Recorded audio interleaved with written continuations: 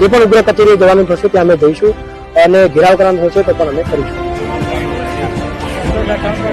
અમીરગઢના વિરમપુર ધનપુરાની પ્રાથમિક શાળામાં ગ્રામ્યજનોમાં ભારે રોષ. અમીરગઢ તાલુકામાં શાળાનો વિવાદ સામે આવ્યો છે. વિદ્યાર્થીઓને પડતી મુશ્કેલીઓને લઈને ગ્રામ્યજનો શાળા આગળ પહોંચીને હોબાળો મચાવ્યો હતો.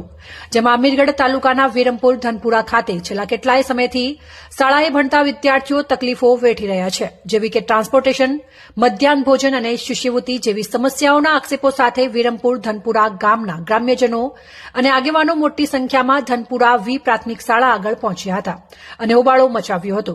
જોકે સમગ્ર બનાવની જાણ જિલ્લા શિક્ષણ અધિકારીને થતા જિલ્લા શિક્ષણ કચેરીમાંથી 2 કર્મચારીઓને તાત્કાલિક વિરમપુર ધનપુરા ખાતે દોડી પહોંચ્યા હતા.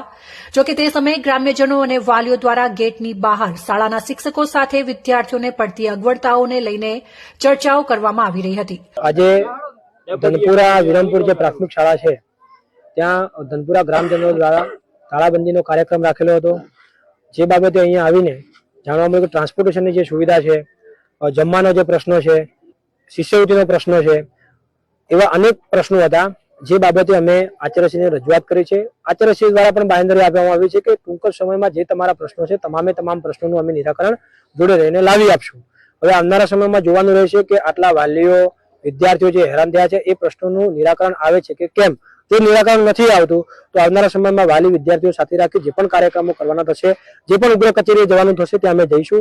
ભરાયેલા ગ્રામ્યજનો શાળાને તાળાબંધી કરે તે પહેલા જ જિલ્લા શિક્ષણ કચેરીએથી આવેલ કર્મચારીઓએ વિદ્યાર્થીઓને પડતી મુશ્કેલીઓનું નિરાકરણ લાવવા બાંહેધરી આપી હતી. જેમાં વિદ્યાર્થીઓને ટ્રાન્સપોર્ટેશનમાં તકલીફ પડી રહી હતી તેમજ મધ્યાહન ભોજનમાં તેમજ શિષ્યવૃત્તિ જેવી સમસ્યાઓને લઈને ગ્રામ્યજનોએ જણાવ્યું હતું કે કર્મચારીઓ તાત્કાલિક તેમની માંગણીઓને નિરાકરણ લાવવા આશ્વાસન આપ્યું હતું અને મામલો થાળે પાડ્યો હતો. જોકે ગામના આગેવાનો અને વાલીઓએ કહ્યું હતું કે જો આગામી સમયમાં આવી સમસ્યા ફરી જોવા મળશે તો શાળાને તાળાબંધી કરવાની ચીમકી ઉચ્ચારી હતી.